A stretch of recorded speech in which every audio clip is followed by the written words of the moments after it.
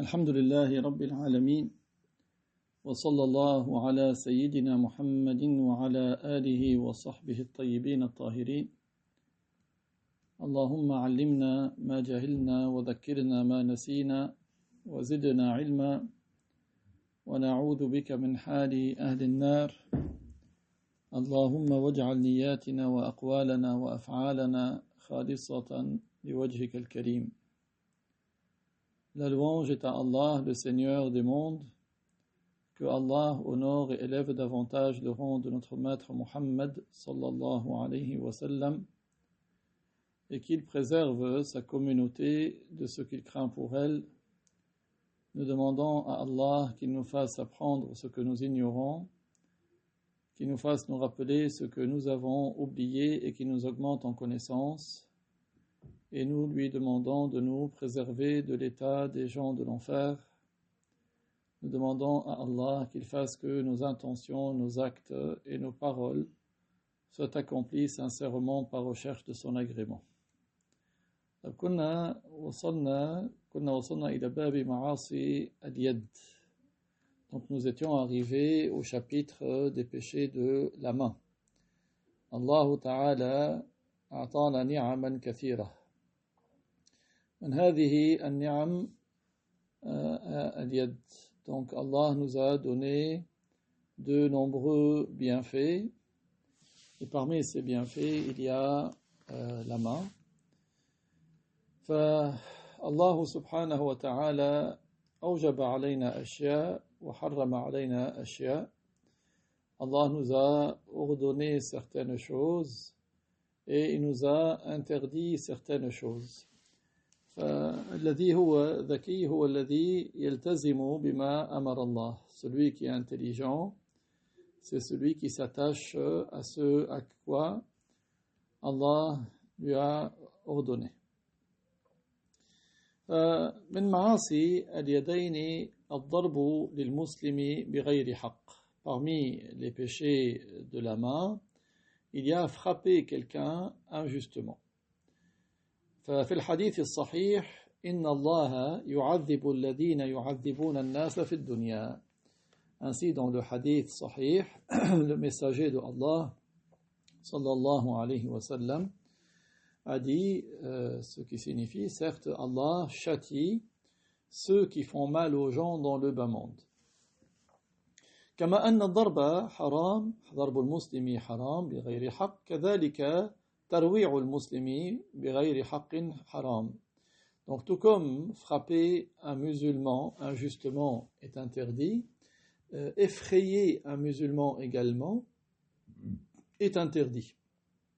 ومن ترويعه الإشارة إليه بنحو سلاح. Parmi ce qui constitue un effraiement d'un musulman, c'est diriger une arme ou ce qui est de l'ordre d'une arme sur lui. ففي الصحيح من أشار إلى أخيه بحديدة فإن الملائكة تلعنه وإن كان أخاه لأبيه وأمه. Dans le hadith sahih, le messager sallallahu alayhi wa sallam a dit celui qui dirige une arme sur son frère, qui dirige un instrument en fer sur son frère, les anges le maudissent, même s'il s'agit de son frère de même père et mère. هذا حديث رواه ابن حبان. C'est un hadith rapporté par Ibn Hibban. هذا إن قصد ترويعه. C'est dans le cas où il dirige quelque chose, un instrument en fer par exemple sur lui, dans l'objectif de l'effrayer. أما إن لم يقصد ترويعه وظن أنه لا يتروع فرفع عليه نحو حديدة فلا إثم عليه. Mais si son objectif n'était pas d'effrayer ce musulman, il ne pensait pas que ce musulman allait être effrayé, donc il a il a dirigé quelque chose par exemple qui est en fer et il ne pensait pas qu'il allait être effrayé, dans ce cas il ne commet pas de péché. كذلك من معاصي اليدين أخذ الرشوة وإعطاؤها. Également, parmi les péchés de la main, il y a se laisser soudoyer ou soudoyer autrui. الرشوة هي المال الذي يدفع لإبطال حق أو إحقاق باطل.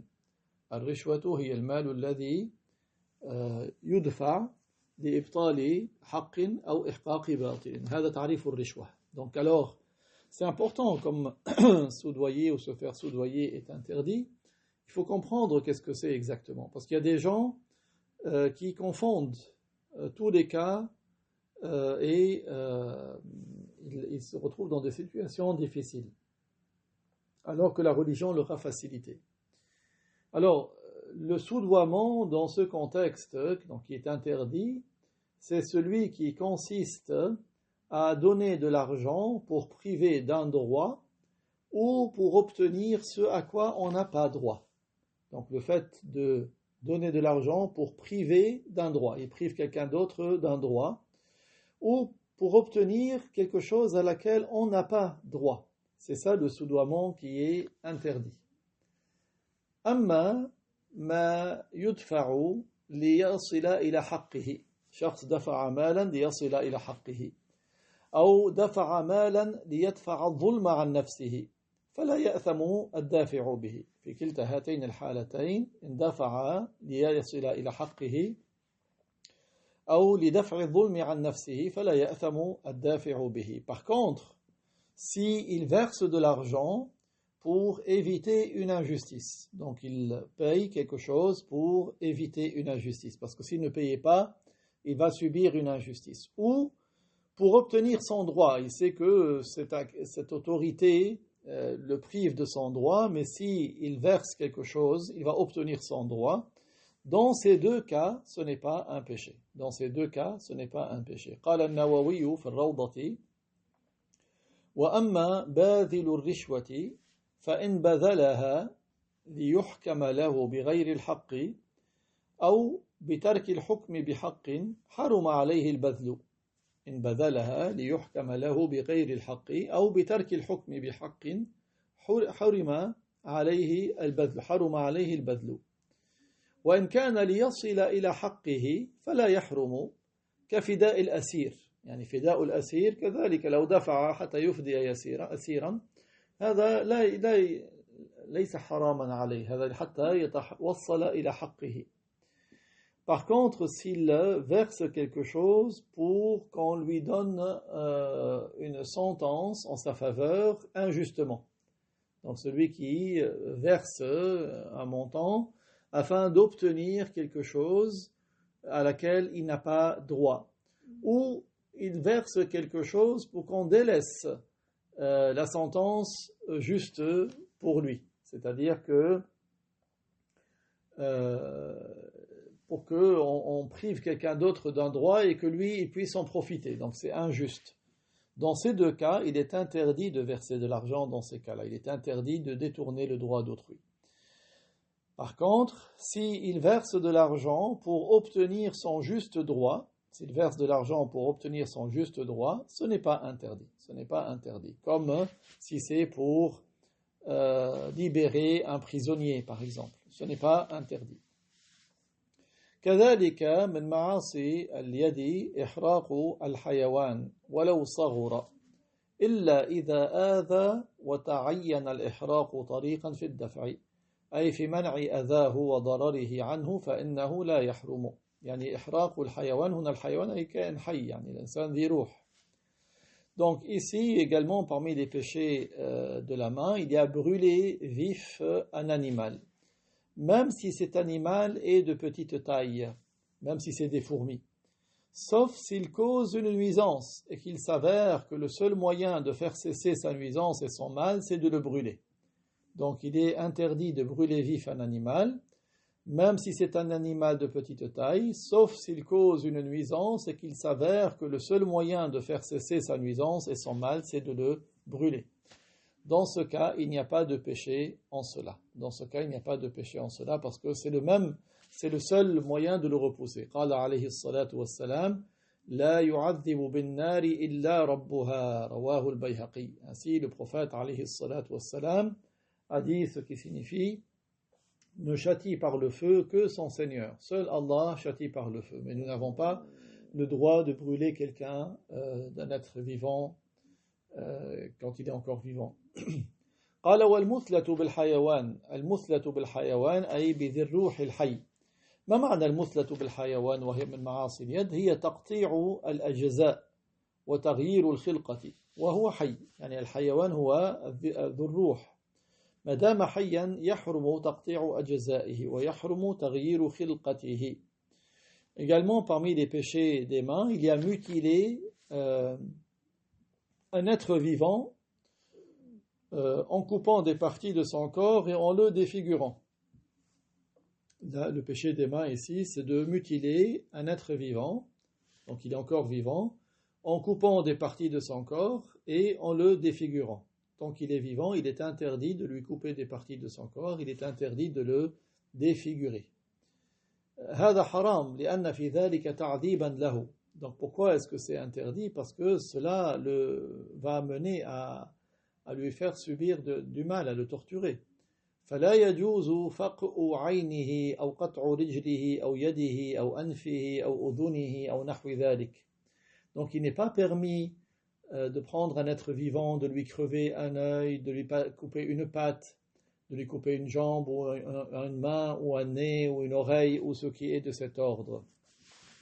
حتى لو كان هذا الحيوان مما يسن قتله كالخنزير والقرد. Donc même si cet animal fait partie des animaux qu'il est recommandé de tuer, on ne lui fait pas subir de torture, de supplice, on le tue directement, mais on ne le fait pas le torturer, on lui coupe une patte, on lui coupe une oreille. Ça c'est interdit de mutiler un être vivant. كلامنا هنا المثلة بالحيوان، لا نتكلم عن الحيوان الذي مات، مثلا فأرة ميتة فشرحوها، هذا ليس مثلة. Donc on parle bien sûr d'un être vivant qui est en vie, on ne parle pas d'un être vivant qui est mort comme une souris qui est morte et qui a été disséquée, ça ce n'est pas une mutilation. Pourquoi? لماذا؟ لأنها ماتت. المثلة تقطيع أجزاء وتغيير الخلقة من الحي ليس من الميت. Pourquoi ce n'est pas la dissection d'une souris qui est morte, ce n'est pas ce dont on parle maintenant, ce n'est pas interdit, parce qu'elle est déjà morte. Donc ce qui est interdit, c'est de mutiler, c'est de couper des parties et de changer l'aspect, alors que c'est un être qui est encore vivant. C'est ça qui est interdit. كذلك من معاصي اليد اللعب بالنرد وهو المعروف في بعض البلاد بالزهر. Parmi les péchés des mains, il y a jouer au dé. Donc le jeu de dés, c'est interdit. وهو المسمى بالنردشير وهو نسبة لأول ملوك الفرس لأنه أول من وضع له. Donc les dés en arabe s'appellent an-nardashir, qui est un mot perse du nom du roi perse pour lequel il a été pour la première fois fabriqué. قال عليه الصلاة والسلام من لعب بالنردشير فكأنما غمس يده في لحم خنزير ودمه. من لعب بالنردشير فكأنما غمس يده في لحم خنزير ودمه. رواه مسلم. Le messager de Allah sallallahu alayhi wa sallam a dit, ce qui signifie celui qui joue au dé, c'est comme s'il a plongé sa main dans la chair de porc et du sang de porc. Hadith rapporté par Muslim. المعنى كما أنه لا يجوز للإنسان أن يلطخ يده بنجاسة الخنزير بلحمه ودمه أيضا لا يجوز له أن يلعب بهذا النرد. Qu'est-ce que veut dire ce hadith? Ce hadith signifie, tout comme l'être humain, il ne lui est pas permis de se souiller la main par la najasa, la substance impure du porc, de sa chair, de son sang également. Pareillement, il n'est pas permis de jouer avec les dés. Les dés, comme ceux qui jouent par exemple les jeux de loi, ou jeux de cheval, ou jeux de Monopoly, tout ce qui a des dés, ou les jeux soi-disant de stratégie. Là où il y a les jeux de dés, ça c'est interdit. Regardez la gravité. Allah nous a créés pas pour nous amuser et passer du bon temps. Allah nous a créés pour nous ordonner de l'adorer. Et c'est pour cela qu'il faut apprendre qu'est-ce qui est de devoir, qu'est-ce qui est interdit, et il faut s'empresser d'obéir. Il ne faut pas être de ceux qui tardent à obéir. المعنى في تحريمه أن فيه حزرا المعنى في تحريمه أن فيه حزرا وتخمينا فيؤدي للتخاصم والفتن التي لا غاية لها. Alors, quel est le sens de l'interdiction? Pourquoi? Si quelqu'un veut dire pourquoi est-ce que c'est interdit? Eh bien, c'est interdit parce qu'il y a du hasard, parce qu'il y a ce qu'ils appellent de la chance, et ça entraîne la dispute, ça entraîne des isanies qui n'ont pas d'intérêt. فَفُطِمَ النَّاسُ عَنْهُ حِذَارًا مِنَ الشُّرُورِ الْمُتَرَتِّبَةِ عَلَيْهِ. Donc les gens en ont été éloignés, donc il y a une interdiction, justement pour éviter le mal qui en est généré. قال ويقاس على النرد كل ما كان مثله أي كل لعب أي أن كل لعبة كان الاعتماد في لعبها على الحزر والتخمين لا على الفكر والحساب.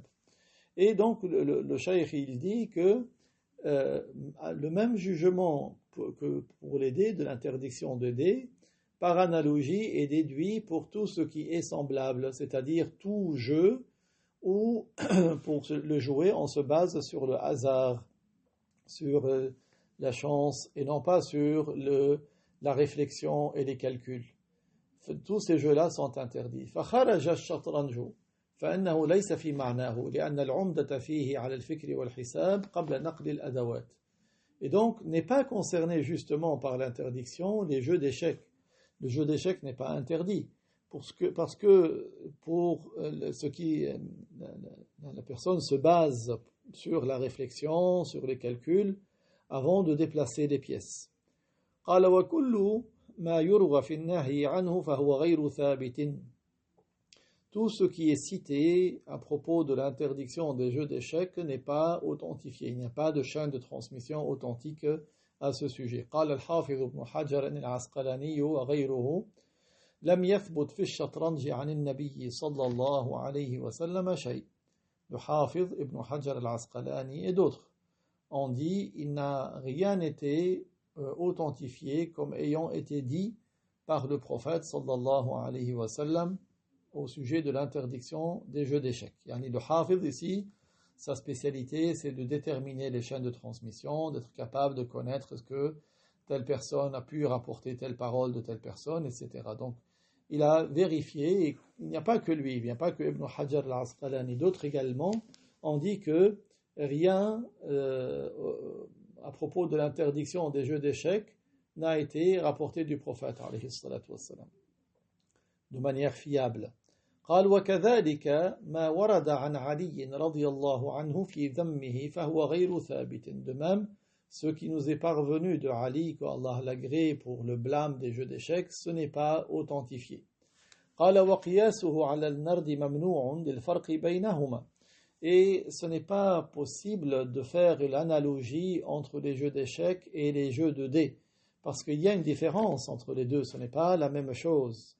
إذ هو موضوع لصحة الفكر وصواب التدبير ونظام السياسة فهو معين على تدبير الحروب والحساب. En effet, les jeux d'échecs, les gens qui ont mis en place le jeu d'échecs, c'est essentiellement pour la bonne réflexion, pour la bonne gestion, pour construire une stratégie. Donc les jeux d'échecs aident pour gérer les guerres et les calculs. وَالنَّرْدُ مَوْضُوعٌ لِمَا يُشْبِهُ الْأَزْلَامَ. Tandis que les dés ont été mis en place, à l'origine, ça ressemble aux pratiques des gens dans la jahiliya avant l'islam, al-azlam. قال ويلتحق بالنرد في الحكم اللعب بالأوراق المزوقة وهي المعروفة في بعض البلاد اليوم بورق الشدة المسماة بالكنجفة أو الكمنجفة فإنها إن كانت بعوض فقمار والقمار من الكبائر وإلا فهي كالنرد الذي ورد النهي عنه بوجه الإطلاق من غير تعرض للمال. Alors, à le même jugement que les jeux de dés, il y a les jeux de cartes. Donc, les jeux de cartes, c'est le même jugement que le jeu de dés, c'est-à-dire c'est quelque chose d'interdit. Il est interdit de jouer aux cartes, alors quel que soit le jeu de cartes, que ce soit la belote, le rami, le tarot, le bridge, quels que soient les jeux de cartes, ils sont interdits. Donc c'est pour cela que la personne doit faire attention pour ne pas tomber dans des choses qui sont interdites sous prétexte de s'amuser, parce que Allah Ta'ala châtie au jour du jugement. Si ces jeux de cartes sont accompagnés de paris d'argent, ça devient un grand péché, parce que les paris d'argent sont un grand péché. Mais si les jeux de cartes ne s'accompagnent pas de paris d'argent, c'est comme les dés. Et les dés, il y a eu une interdiction claire d'en jouer. Donc c'est interdiction claire de jouer aux dés, même s'il n'y a pas de mise d'argent en jeu. قال وكذا كل ما فيه قمار كأن يخرج كل من الجانبين عوضا يأخذه الرابح منهما. Alors la même chose que les jeux de dés, il y a l'interdiction de jouer à ce qui comporte une mise. Il y a une mise, chaque joueur, chaque participant met de l'argent de part et d'autre, et ça veut dire que chacun des deux participants met en jeu une contrepartie qui sera remportée par celui des deux qui gagne. Celui des deux qui gagne, par exemple, il lui dit: moi je parie que tel cheval va arriver en premier, l'autre il dit: non, moi je parie que c'est tel autre cheval. Chacun il met par exemple 10 euros sur la table, et celui des deux qui a dit, dont le pari s'est réalisé, va prendre le total. C'est ça l'exemple même des paris d'argent. Ça c'est interdit. Ou alors ils disent: voilà, j'achète une carte à gratter, je paye 2 euros, et il y a 1 million de personnes qui payent chacun 2 euros, ça fait 2 millions d'euros pour celui qui organise le jeu, et après ils vont sortir un qui va gagner 100 000 euros. Donc là c'est un pari d'argent. Donc 100 000 euros c'est un des 1 million qui va gagner, et les 1 900 000 euros c'est celui qui a organisé avec ceux qui l'ont aidé. Donc ça c'est des paris d'argent qui sont interdits. Ça ce sont des paris d'argent qui sont interdits. Donc quand est-ce qu'il y a on appelle pari lorsqu'il y a mise des deux côtés. Ce n'est pas quelqu'un qui vient, il dit: voilà, faites une course et moi je donne un prix au gagnant. Ça ne s'appelle pas un pari. Si eux ils ne participent pas, ils ne mettent pas d'argent pour participer, il y a juste un, il a dit: moi je vais offrir un cadeau au gagnant. Cela n'est pas un pari d'argent. قال حتى لعب الصبيان بالجوز والكعاب على صورة اللعب بالنرد أو بالقمار لا يجوز للولي تمكين الصبي منه. يعني حتى لعب الصبيان، هم الصبيان غير مكلفين، فالحرمة ليس عليهم، إنما الحرمة على الولي لا يجوز أن يتركهم ويترك الصبي يلعب بهذه الأمور. Également, il est interdit de laisser les enfants jouer avec des noix ou des osselets. C'est quoi les osselets? C'est des petits os d'animaux. Jouer à la manière du jeu de dés, ou avec une mise. Par exemple, chacun ramène un osselet, ils jouent ensemble, et celui qui perd, il perd son osselet, et c'est l'autre qui le lui prend. Il n'est pas autorisé au tuteur de permettre à l'enfant d'y jouer. Ce n'est pas autorisé au tuteur de permettre à l'enfant de jouer à cela. قال فأي لعبة. Bien sûr, l'enfant n'est pas responsable, n'est pas responsable de ses actes, mais c'est son tuteur qui doit l'en empêcher. Donc s'il le laisse, c'est le tuteur qui tombe dans le péché. قال فأي لعبة فيها قمار فهي حرام حتى لو كان يلعبها الأولاد الصغار مثل لعبة الجوز والكعاب كعب الحيوان. Donc n'importe quel jeu qui comporte un pari d'argent, il est interdit. Même si ce sont des petits enfants qui en jouent, comme les jeux de noix ou des osselets. هذا الصغير ليس عليه ذنب لأنه ليس بالغا لكن على وليه أن يمنعه عن هذا. Donc l'enfant, lui, il n'a pas commis de péché parce qu'il n'est pas responsable de ses actes. Mais c'est son tuteur qui l'a laissé jouer qui tombe dans le péché. C'est son tuteur qui l'a laissé jouer qui tombe dans le péché. ومثله ما يسمى اليانصيب واللوتو والمقامرة بسباق الخير وغير ذلك. Donc pareillement, il est interdit de participer à une loterie, même s'ils disent c'est pour les enfants, ou bien c'est pour les pompiers, ou je ne sais pas quoi. Donc chacun il donne de l'argent, il y a un ou plusieurs qui vont gagner. Tout ça c'est interdit. la loterie, le loto, ou même de parier sur les courses de chevaux. Donc de dire que si tel cheval va être gagné, ou bien le tiercé ou le quintet, donc les 3 premiers ou les 5 premiers, etc. قال المؤلف رحمه الله ومن معاصي اليد اللعب بآلات اللهو المحرمة من المعازف كالطنبور والرباب والمزمار والأوتار.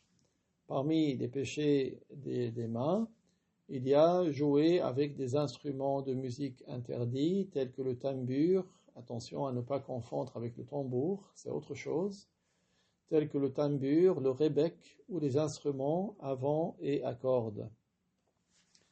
وكنا ذكرنا ما هو الطنبور هو آلة تشبه العود والمزمار هي آلة نفخ فيحرم اللعب وكذلك سماع ما يصدر من آلات اللهو المحرمة آلات فيها أوتار وتلك التي هي بالنفخ ومثلهما في حرمة اللعب به كل ذي وتر كالرباب والكمنجة وغيرهما.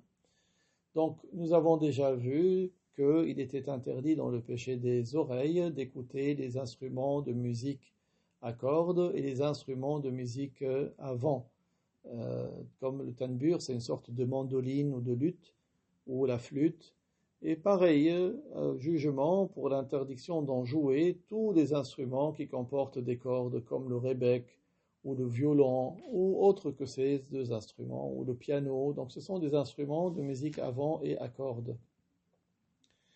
قال رحمه الله ومن معاصي اليدين لمس الأجنبية أي غير المحرم والزوجة ونحوها إذا كان لمسه لها عمدا بغير حائل سواء كان بشهوة أم بدونها يعني يلمس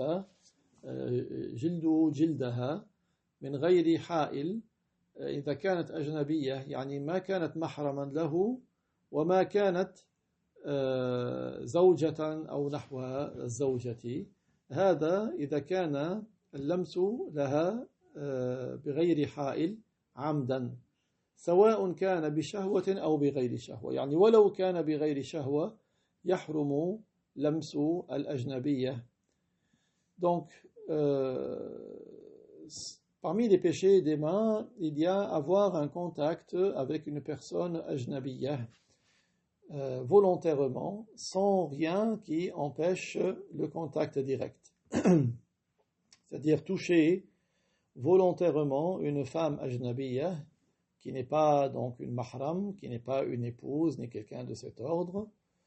C'est un péché lorsque l'on la touche sans rien qui empêche le contact direct, avec ou sans désir. Même si la personne prétend que c'est sans désir, c'est interdit de toucher peau contre peau une femme qui n'est pas son épouse, qui n'est pas une femme qui lui est interdite à jamais à cause des liens de sang, d'allaitement ou de mariage. Mais une personne qui est ajnabiyya pour lui, il est interdit de la toucher peau contre peau délibérément, même si c'est sans désir. معناه التي ليست محرما ليست أما ليست أختا ليست عمة ليست خالة. Donc c'est-à-dire cette femme n'est pas une mahram.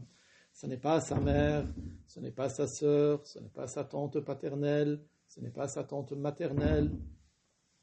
لمس الأجنبية بغير حائل مس الجلد بالجلد أو مس الشعر أو مس السن أو مس الظفر منها حرام بشهوة أو بغير شهوة. C'est-à-dire que toucher la femme ajnabiyya par contact direct est interdit, c'est-à-dire peau contre peau, bien toucher ses cheveux, bien toucher sa dent, bien toucher ses ongles, c'est interdit, que ce soit avec ou sans désir.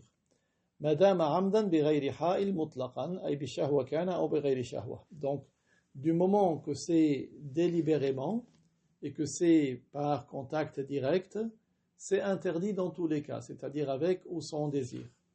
قال وكذا لو اتحد الجنس وكان بشهوة حرام كرجل يلمس رجلا آخر بشهوة وامرأة تلمس امرأة بشهوة أو كان مع محرمية بشهوة كأخته حرام كذلك. Également, même s'il s'agit de personnes de même sexe, s'il y a désir, c'est interdit. C'est-à-dire si un homme touche un homme avec désir ou une femme touche une femme avec désir, Ou si c'est avec une mahram, avec désir, comme quelqu'un touche sa sœur avec désir, ça c'est haram, c'est interdit.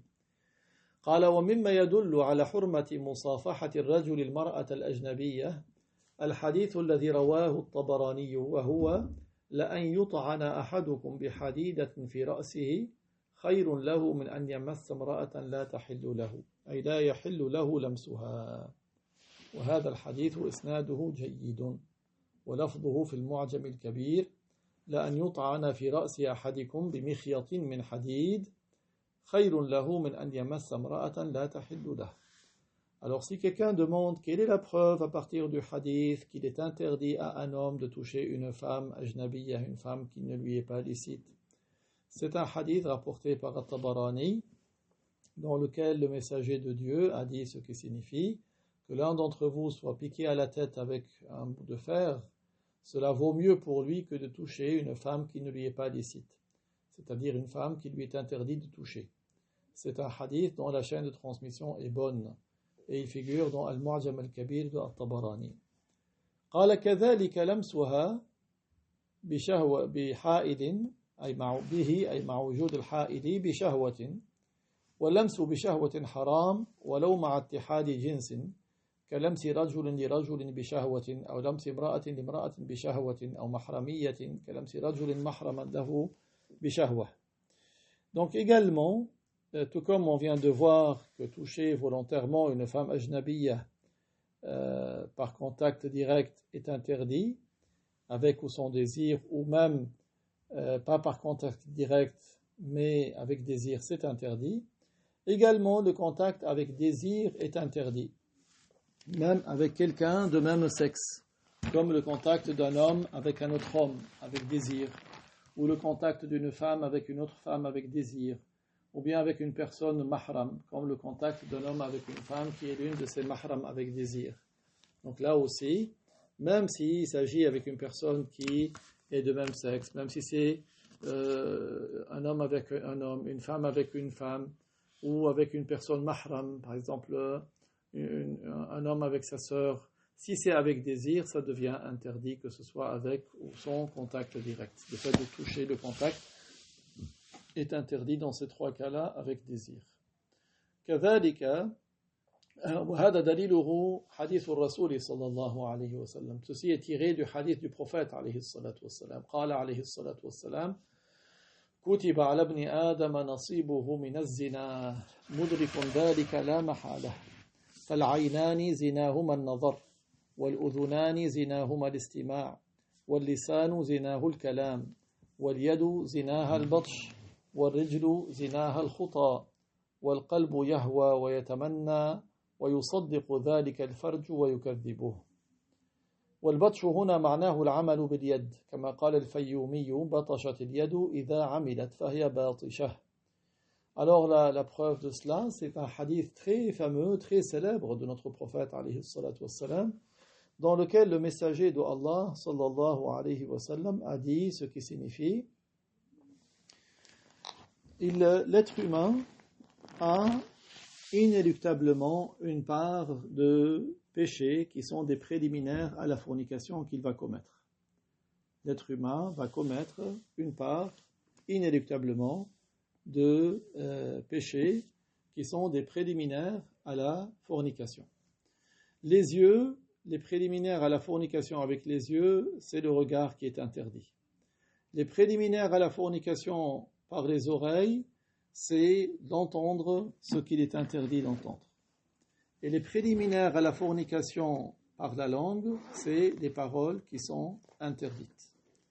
Et les préliminaires à la fornication par le pied, ce sont les pas que la personne commet ou fait pour se rendre, pour aller commettre la fornication ou pour faire les préliminaires de la fornication. Et dans tout cela, le cœur, il désire. Le cœur désire et souhaite. Et cela est suivi par une relation sexuelle ou pas. C'est-à-dire, ce n'est pas dans tous les cas que c'est suivi par une relation sexuelle. كذلك من معاصي اليد تصوير ذي روح سواء كان مجسما أم لا. également, parmi les péchés de la main, il y a le fait de représenter un être vivant. Représenter un être vivant, figurer un être vivant, un être doté d'âme. Un être doté d'âme, que ce soit en 3 dimensions ou pas. Donc ça peut être en 3 dimensions, comme quelqu'un qui va tailler dans un matériau, ou pas, même si ce n'est pas en 3 dimensions, même si c'est en 2 dimensions. Donc ça c'est selon l'école de l'imam al-Shafi'i. قال فمن المعاصي اليد تصوير ذي روح سواء كان مجسما أم منقوشا في سقف أو جدار أو ورق أو منسوجا في ثوب أم غير ذلك. Donc parmi les péchés des mains, il y a figuré un être vivant, que ce soit sous forme de 3 dimensions, ou bien taillé sur un plafond, ou sur un mur, ou dessiné sur une feuille, ou tissé dans un vêtement, ou autre. وهذا متفق عليه في المذاهب الثلاثة المذهب الحنفي والمذهب الحنبلي والمذهب الشافعي. Donc ces jugements font l'objet d'accord dans 3 écoles, l'école hanafite, l'école hanbalite et l'école shafi'ite. بل يحرم في المذهب الشافعي تصوير ذي روح ولو بهيئة لا يعيش عليها الحيوان. Donc dans l'école shafi'ite, il est même interdit de figurer un être vivant, même sous un aspect sur lequel il ne vit pas. قال أما اقتناؤها وهي على هذه الهيئة فيجوز عندهم. Mais le fait d'en faire l'acquisition, alors qu'il a cet aspect-là, c'est permis selon les shafi'ites. قال وأباح المالكية تصوير ذي روح إذا لم يكن مجسما.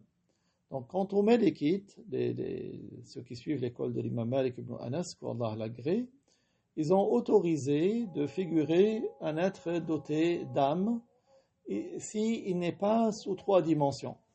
C'est-à-dire que selon eux, ils peuvent dessiner sur une feuille, sur un tissu.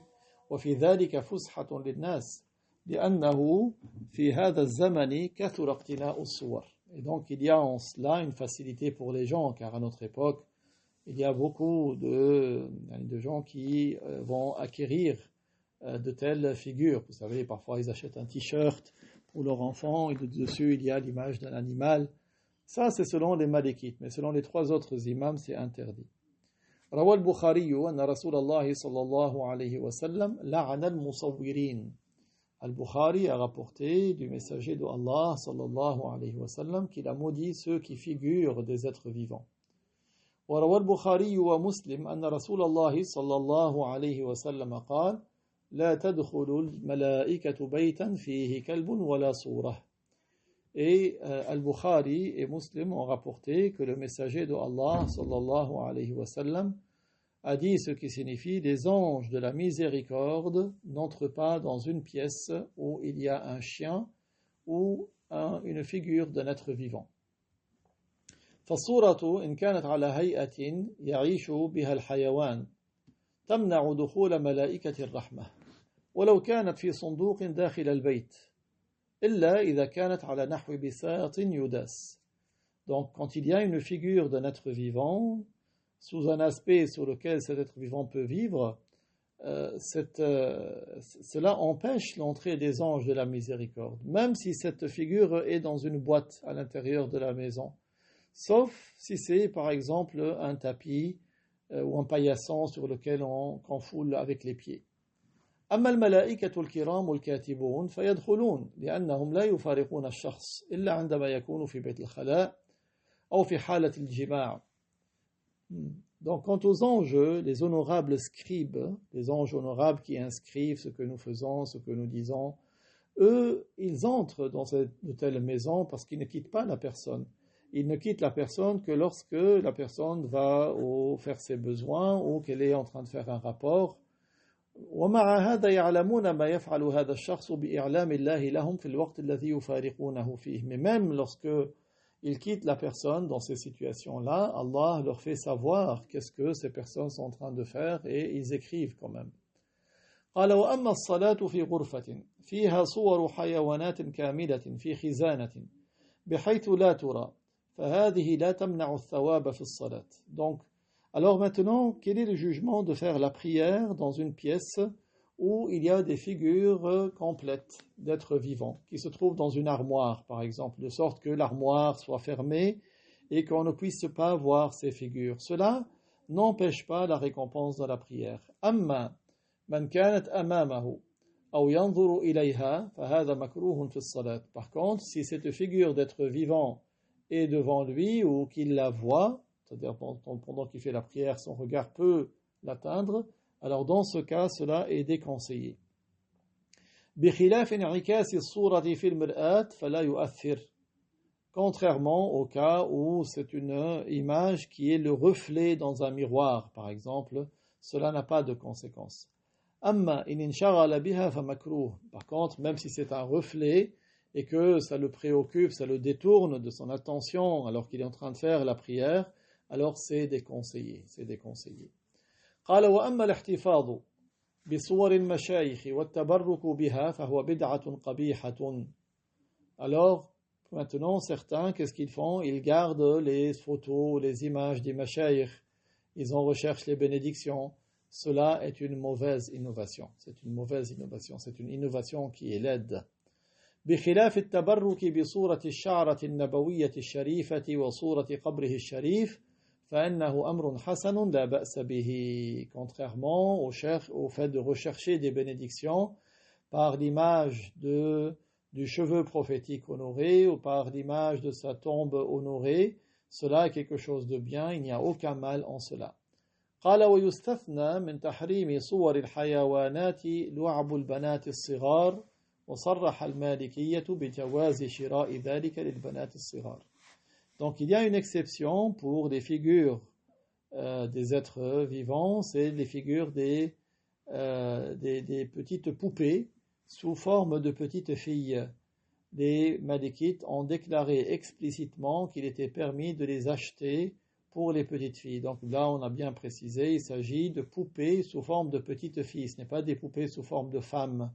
Ce sont des poupées sous forme de petites filles. C'est ça qui est autorisé par les malikites. Mais les poupées sous forme de femmes sont interdites chez toutes les écoles. Et les peluches également, donc, sont interdites selon toutes les écoles. أما الصبي فيمنع من اللعب بها ولو بكى لأجل ذلك. Quant aux garçons, on ne le laisse pas jouer à la poupée, même s'il pleure pour l'obtenir. قال كذلك من معاصي اليد منع الزكاة أي ترك دفعها كلها أو ترك دفع بعضها مع دفع البعض بعد وقت الوجوب والتمكن من إخراجها بلا عذر شرعي. Également, parmi les péchés des mains, il y a s'abstenir de payer la zakat ou de payer une partie de la zakat, après avoir été dans l'obligation de la verser et avoir eu la capacité de s'en acquitter. Donc ça aussi, c'est quelque chose qui est interdit quand quelqu'un était capable de payer la zakat et il ne la paye pas, ou il paye une partie non sans payer le reste. أو إخراج ما لا يجزئ عن الزكاة الواجبة عليه, ou autre cas de figure, il paye quelque chose qui ne permet pas de s'en acquitter, يعني ce qu'il a payé ce n'est pas valide. يعني مثلا عليه أن يخرج ذهبا فأخرج عملة ورقية أو كان عليه أن يخرج إبلا فأخرج شياها. Donc comme si par exemple il devait payer une zakat en or et lui il a donné des billets de banque, ou il devait sortir à titre de zakat des chameaux, lui il a donné des moutons. أو إعطاؤها من لا يستحقها كإعطائها لبناء مسجد لأن هذا ليس من الأصناف التي ذكرها الله في القرآن حتى تعطى الزكاة لها. Ou encore il paye quelque chose, il la donne à quelqu'un qui n'y a pas droit, comme celui qui paye la zakat pour une mosquée, la construction d'une mosquée. Parce que la construction d'une mosquée ne fait pas partie des catégories pour lesquelles nous devons donner la zakat. وقد صح الحديث القدسي ثلاثة أنا خصمهم يوم القيامة ومن كنت خصمه خصمته رجل أعطى بي العهد ثم غدر ورجل باع حرا فأكل ثمنه ورجل استأجر أجيرا فاستوفى منه ولم يعطه أجره رواه البخاري ومعنى خصمته أنه مغلوب لا حجة له. Donc il a été authentifié un hadith qudsi, c'est-à-dire un hadith dans lequel le prophète a dit, Allah dit, il y a 3 catégories de personnes qui seront mes adversaires au jour du jugement, et celui qui sera mon adversaire, je le vaincrai, il n'aura pas de preuve pour se justifier. Et il a cité 3 catégories de personnes. La première, c'est un homme qui s'est engagé, il a fait un pacte d'allégeance en jurant par mon nom, puis il a trahi. Une deuxième catégorie, un homme qui a vendu un homme libre et il a consommé le prix qu'il a tiré. Et troisième catégorie, un homme qui a loué les services de quelqu'un, il a pu obtenir le service pour lequel il a loué, mais il ne lui a pas versé sa rémunération. Hadith rapporté par Al-Bukhari.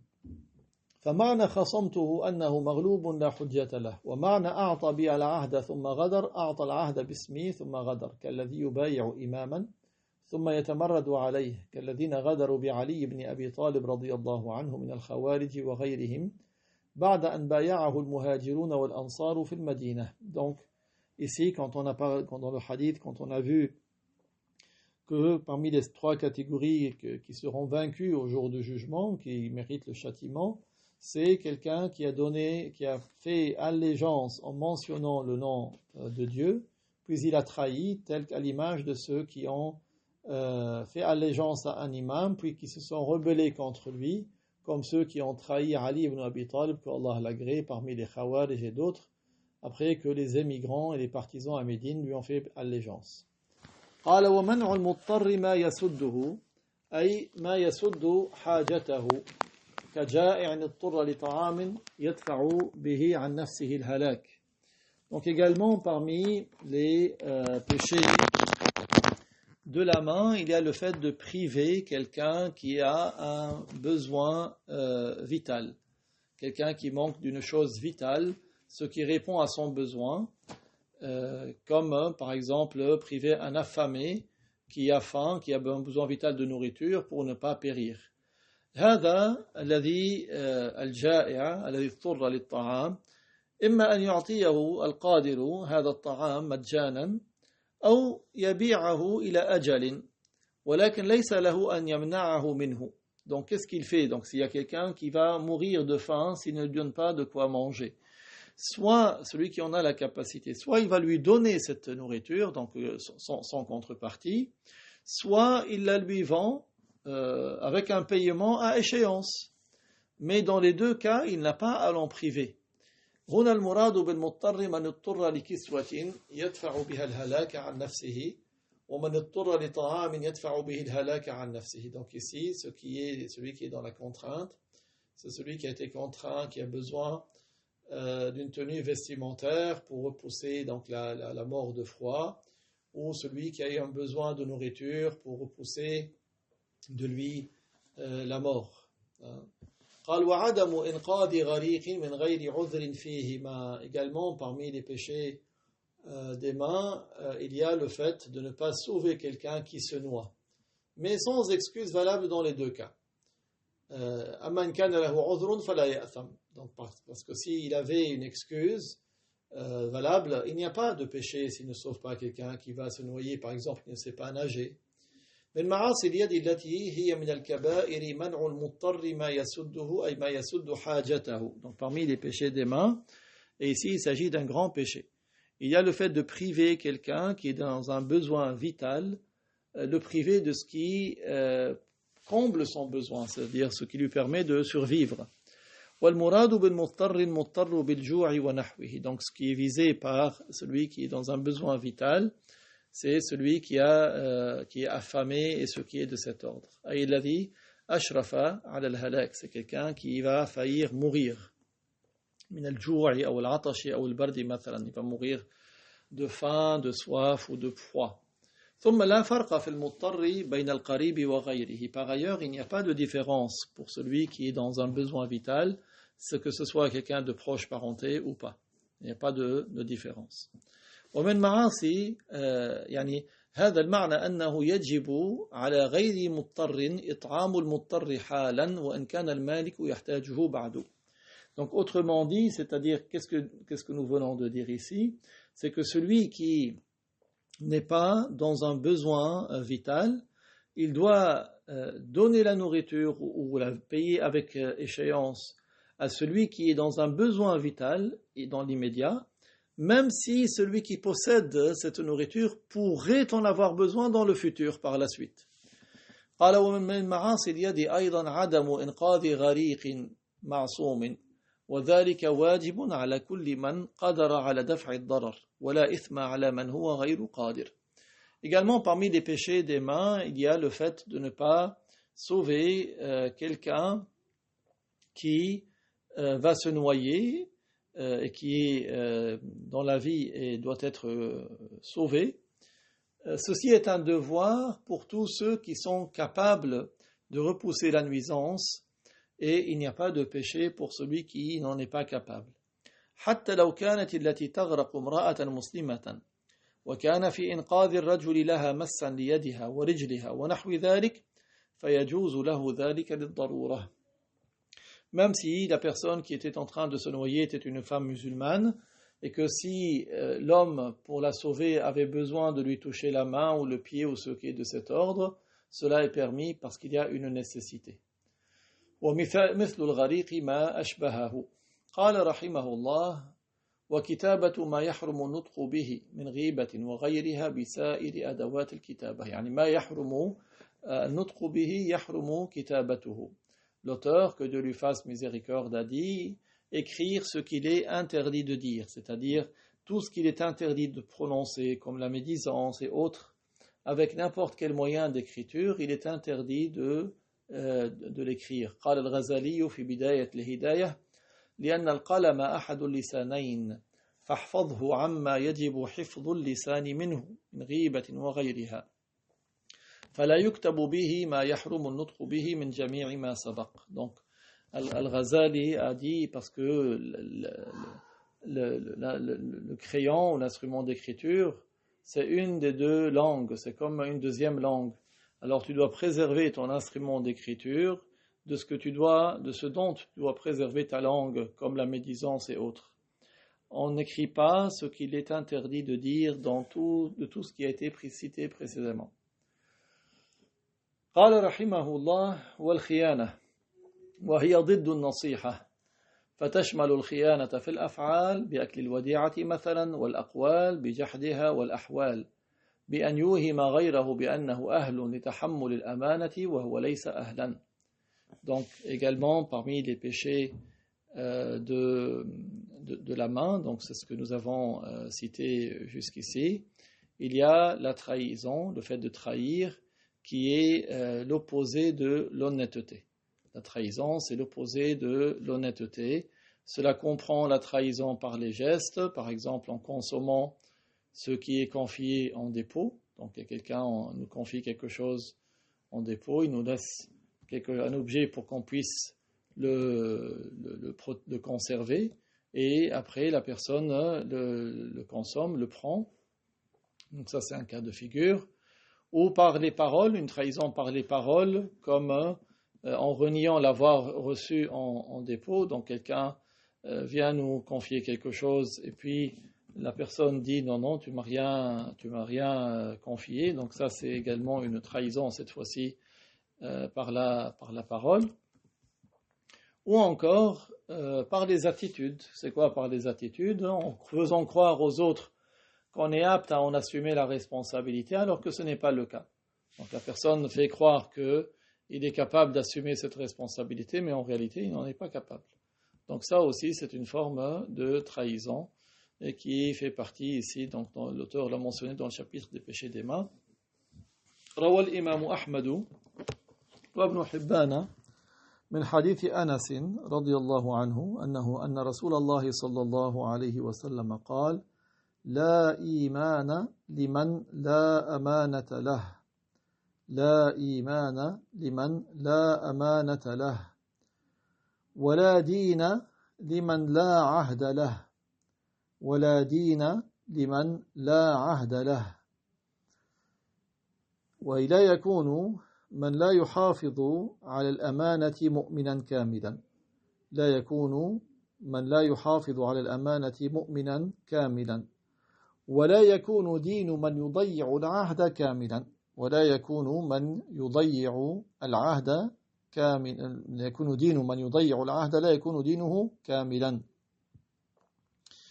Donc ce hadith, qu'est-ce qu'il signifie? Il signifie que celui qui ne conserve pas ce qui lui est confié, on lui a confié un objet pour qu'il le conserve et il l'a trahi, celui-là, ce n'est pas un musulman accompli. Sa foi n'est pas complète. Et celui qui ne tient pas ses engagements, son attachement à la religion n'est pas complet. Donc celui qui ne conserve pas ce qui lui est confié n'est pas un croyant accompli. Et celui qui ne conserve pas les engagements, qui ne tient pas les engagements, son attachement à la religion n'est pas complet. هكذا نكون أنهينا هذا الباب هذا الفصل والرسول عليه الصلاة والسلام قال لأبي ذر الغفاري لأن غدوت فتعلمت بابا من العلم خير لك من أن تصلي 1000 ركعة. Donc nous avons ainsi terminé un chapitre et la grâce et la louange est à Dieu. Et je vous rappelle le hadith du prophète. Le prophète alayhi salatu wassalam a dit à son compagnon Abu Dharr al-Ghifari, il lui a dit: si tu te déplaces et que tu vas apprendre un chapitre de la science, tu auras plus de récompense que si tu avais accompli 1000 rak'ah de prière surérogatoires. Donc regardez la grande récompense de celui qui apprend la science de la religion, qu'Allah fasse que nous soyons de ceux qui apprennent et qui enseignent, qui sont une cause de bien autour d'eux. قبل أن ننتهي نأخذ فائدة. Avant de terminer, nous prenons une information utile. سئل الشيخ رحمه الله شخص يبيع بذور دوار الشمس يجلبه من أمريكا ويضع الأكياس أسماء هو يسميها بأسماء مختلفة ويقول هذا ب10 وهذا ب20. يعني هو يعني معناه البذر واحد لكن هو يضعها في أكياس ويسميها بأسماء أخرى. قال الشيخ رحمه الله إذا كان يوهمهم أن هذا أفضل لا يجوز أما إذا كان يبين لهم أن هذا مثل هذا يجوز. Donc la question qui a été posée, puisqu'on est en train de parler de trahison, quelqu'un il achetait des graines de tournesol qu'il importait des US et il les mettait dans des sachets. Mais qu'est-ce qu'il faisait? Il mettait par exemple dans un sachet, il écrivait tel nom, et dans un autre sachet il met un autre nom. Et il dit celui-là vaut 10 et celui-là il vaut 20. Alors que c'est la même graine en fait à l'origine. Mais lui, il les met dans des sachets différents. Le cheikh, que Dieu lui fasse miséricorde, a dit: s'il leur fait croire que celui qui est dans le sac à 20 est meilleur que celui qui est dans le sac de 10 alors que c'est les mêmes graines, alors ça c'est interdit, ça c'est un péché. Mais si lui il leur indique, il leur dit oui mais je les mets dans des sacs différents, celui-là à 10 et celui-là à 20, mais c'est la même graine, alors il lui est permis de le faire.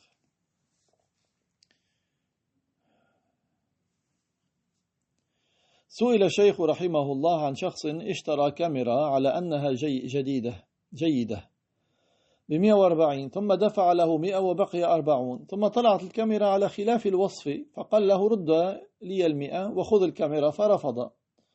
هل المشتري أن يبيعها ب100 ويأخذ 100 له بدل ما دفع؟ قال الشيخ رحمه الله يبقيها عنده ولا يدفع له 40 حتى يقبل ذلك بالرد. Donc le cheikh a été interrogé à propos de quelqu'un qui a acheté une caméra et celui qui lui a vendu lui a dit elle est super, elle est magnifique, et lui a dit je te la vends à 140. L'acheteur lui a payé 100, il restait 40 à payer. Puis quand il a vérifié la caméra, elle n'était pas comme il la lui a décrite. Alors dès qu'il a découvert que ce n'était pas la même chose, il lui a dit rends-moi les 100 que je t'ai donnés et reprends ta caméra. Mais le vendeur a refusé. Donc la question c'est, est-ce que l'acheteur peut revendre cette caméra à 100, il récupère les 100 pour lui, celle qu'il a payé, à la place de ce qu'il a déjà payé. Le cheikh, que Dieu lui fasse miséricorde, lui a dit, il garde la caméra chez lui, il ne lui paie pas les 40 jusqu'à ce qu'il accepte de lui rendre son argent, de rendre les 100 et de reprendre sa caméra. والله تعالى أعلم وأحكم، وبارك الله فيكم. لا إله إلا الله، لا إله إلا الله، لا إله إلا الله.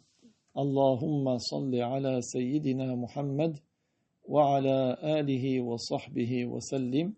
اللهم صل على سيدنا محمد وعلى آله وصحبه وسلم. اللهم صل على سيدنا محمد وعلى آله وصحبه وسلم. رب اغفر لي وللمؤمنين والمؤمنات، رب اغفر لي وللمؤمنين والمؤمنات، رب اغفر لي وللمؤمنين والمؤمنات. وبارك الله فيكم، والسلام عليكم ورحمة الله.